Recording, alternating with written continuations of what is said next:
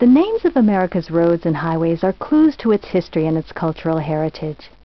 In 1820, the roads and trails in the western frontier were developed from Spanish settlement, linking communities over hundreds of miles. The El Camino Real of New Mexico was an important commercial route from Taos to Chihuahua, and the Chihuahua Road connected the Gulf Coast off to the east. The El Camino Real of California, which today still runs along the state, linked many Franciscan missions and settlements, from San Diego to Santa Barbara to Sonoma. In 1821, Mexico gained its independence from Spain, ending the Spanish prohibitions against commerce. And that year, William Bucknell established the famous Santa Fe Trail from the Midwest hub of Independence, Missouri. The Old Spanish Trail, an early explorer's route, was in commercial use by 1829, but it was long and rugged. Westward expansion increased, and the decade between 1830 and 1840 saw the blazing of the Oregon Trail that opened the Pacific Northwest to early immigrants. The first large group traveled the Oregon Trail in 1843, and by the time the railroads arrived, some 350,000 people had crossed the trail.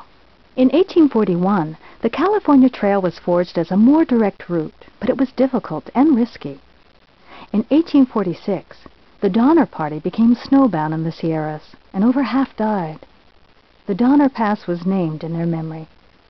The same year, the Mormons established the Mormon Trail, making a path to a new haven they would build for their religious beliefs, Salt Lake City, in the Great Salt Basin of Utah.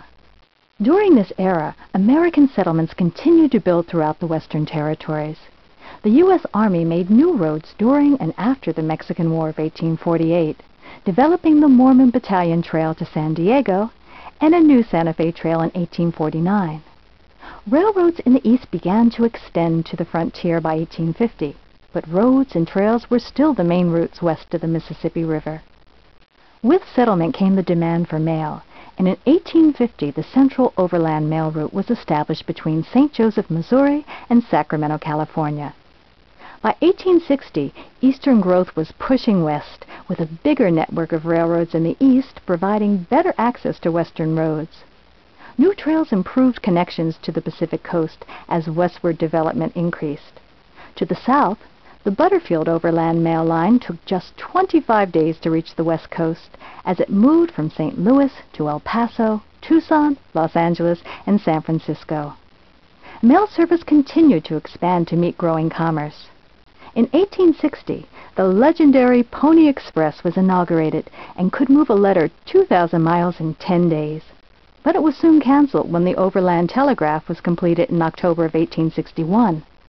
The completion of the Transcontinental Railroad in 1869 would soon reduce the importance of the trails, but their names live on today.